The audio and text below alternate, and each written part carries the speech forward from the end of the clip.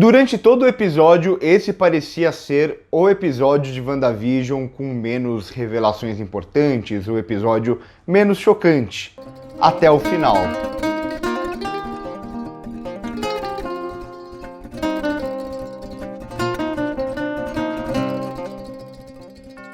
Eu nunca achei que eu ia ver a Marvel trabalhando um contexto de falso documentário, e é justamente isso que a gente tem aqui nesse episódio.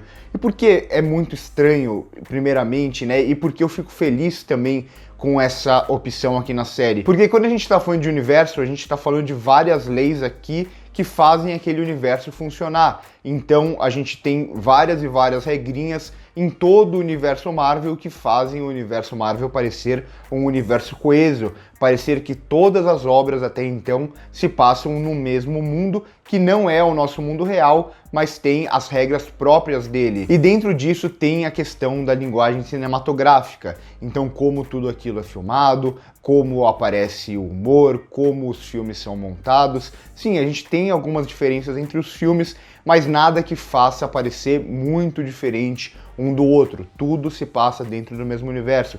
E por que eu tô falando isso inicialmente? Porque a gente chega numa série que meio que desconstrói toda essa ideia e ela cria um contexto muito bom de realidade imaginária para poder testar linguagens novas, para tentar testar uma forma nova de contar a história. Mas tudo isso vocês já sabem, eu já comentei um pouco sobre isso nos outros episódios. Só que aqui a gente chega em um momento ainda mais diferente, que é a série usando o falso documentário, que não é um documentário aqui, é essa ideia, lógico, de falso documentário, que a gente viu muito, por exemplo, em The Office, que é a minha série de comédia favorita, e eu acho que até por isso eu fiquei muito feliz de ver esse formato, esse estilo de linguagem aqui nesse episódio. Então, quando eles falam ali derrubando a quarta parede, que é o nome do episódio, não é bem verdade assim, porque esse episódio ele não tem uma quebra de quarta parede. Por que não tem uma quebra de quarta parede? Quebra de quarta parede é quando tem essa quebra com o público, que a gente já viu em muitos e muitos filmes. A gente viu recentemente em Deadpool,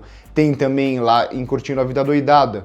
É quando você quebra a quarta parede do público, essa quarta parede da tela, porque as outras três paredes são essas três que a gente está vendo em tela. Só que aqui não existe realmente isso. A Wanda e os outros personagens não vão estar conversando com o público e sim conversando com alguém dentro daquele universo. Então não tem essa quebra da quarta parede, é apenas um falso documentário, mas ainda assim, apesar do título sugerir uma coisa que não acontece realmente no episódio, eu gosto muito de como ele estabelece toda essa linguagem aqui e é muito engraçado como vai utilizar de uma forma que a gente não via nos outros episódios. Então a gente vai ter sempre esses cortes no meio da cena para esse personagem falando com alguém, que teoricamente seria um documentarista ali. E esse episódio já começa mostrando pra gente mais uma vez, reforçando a ideia de que a Wanda não está no controle, o que é importante para o plot twist funcionar no final desse episódio. Então a gente já tem logo no começo ela meio que vendo algumas coisas nos alimentos, algumas mensagens para ela, e toda essa questão dela ver as coisas mudando na casa dela e ela não conseguindo mudar de volta, ou ela conseguindo mudar, mas as coisas voltam a mudar mais uma vez. Então dá para perceber ali que tem um elemento mágico muito forte que altera algumas coisas naquela realidade e ela não tem o controle, algo que a gente já tinha visto em menor grau em outros episódios lá atrás. Então a gente já tinha visto isso com os filhos dela, por exemplo. E ao mesmo tempo a gente vai ter dentro do episódio 3 linhas narrativas. Então a gente vai ter uma que a gente vai acompanhar a Darcy e o Visão, e aqui é muito curioso como a Darcy ela tem uma percepção muito diferente das outras pessoas dentro daquele domo, dentro do Rex. Porque as outras pessoas, quando elas estão acordando ali, quando o Visão acorda elas estão todas meio piradas, elas estão presas naquela realidade há muito tempo. Enquanto a Darcy, quando ele tira ela daquela ilusão, ela volta a ser a Darcy normal e ela não tem nenhum surto nem nada do tipo, porque ela sabe tudo que tá acontecendo dentro daquela série. Ela acompanhava aquela série, ela era uma fã daquela série que acaba entrando na série. E isso é muito curioso, como ela não tem uma grande virada e tal, ela só fala, tudo bem, agora eu tô aqui dentro, e a gente percebe isso muito rapidamente com a atuação dela. E para falar em atuação, a atuação aqui da Elizabeth Olsen é muito boa, como é durante toda a série, mas ela faz algo muito bem feito aqui, que é construir toda essa ideia de confusão da personagem, toda essa ideia de que ela não sabe o que realmente está acontecendo ali, ou melhor, de que ela está perdendo o controle sobre o que ela achou que teria controle. Bom, além dessa linha narrativa da Wanda e a linha narrativa do Visão e da Darcy, a gente tem a outra que envolve a Monica Rambeau e também o agente Wu e a Monica Rambeau tentando voltar para dentro do Rex. Além disso, a gente tem uma confirmação aqui, o que o Hayward estava buscando e na verdade é o corpo do Visão, é tentar reanimar o Visão e por isso ele está fazendo tudo isso dentro do Rex. Então a gente vê, como eu já tinha falado em outros episódios, como o Hayward vai surgir aqui mesmo com a cara daquele vilão dos anos 80 e anos 90, então é um personagem que não vai ter tanta profundidade e nem precisa ter aqui também. Só que o episódio em si, ele vai fazer todo um confronto em relação à Wanda. A Wanda não só perdendo o controle, ela fala isso aqui muito claramente, que ela não tem todas as respostas, mas também confrontando um pouco, a gente vai ver isso até no comercial desse episódio, confrontando a Wanda, encare a realidade, o mundo não gira em torno de você.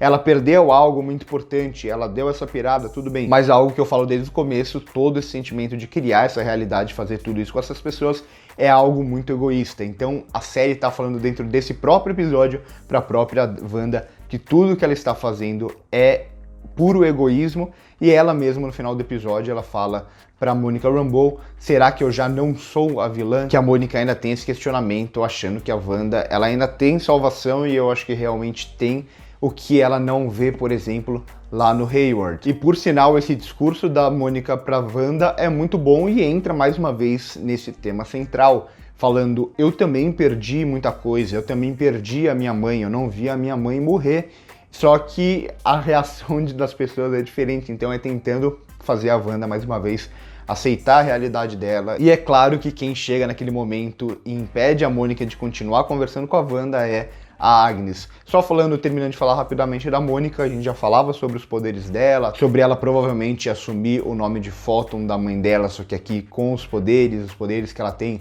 nos quadrinhos, e aqui a gente já começa a ver um pouco dos poderes dela. Claro, ela não usou os poderes dela ainda, mas quando ela volta ali pro Rex, e aqui tem uma resistência muito maior do que a primeira vez que ela entrou no Rex, a gente já vê muita coisa mudando, a gente já vê a cor do olho dela mudando em certos momentos, a visão dela mudando, então a gente já percebe até um pouco ali na mão dela um pouco do poder. Então aqui a gente já tem a confirmação mesmo de que ela começa a ter os poderes, e talvez isso aconteça por causa dessa volta dela pro Rex. Então será que a Mônica vai ser a única das personagens ali dentro do Rex que vai conseguir poder, vai ter poder por causa disso?